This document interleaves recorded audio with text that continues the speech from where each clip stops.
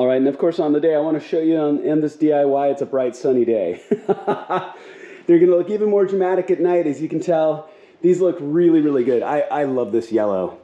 This is going to be absolutely fantastic. I am super excited about this. And you can tell they're even bright during the day. So I mean, they're just as bright as your white OEM DRLs, but this CSL, M5 CS yellow. So absolutely fantastic. Go ahead and clean up, put your tools away. You're all done.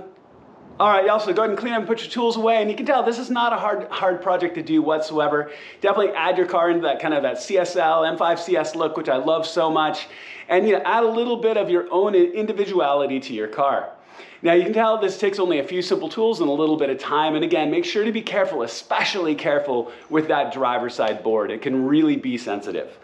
Thank you so much to Mashamaro. It's been absolutely great to collaborate with them and make this project because I wanted to show you how you could do this yourself.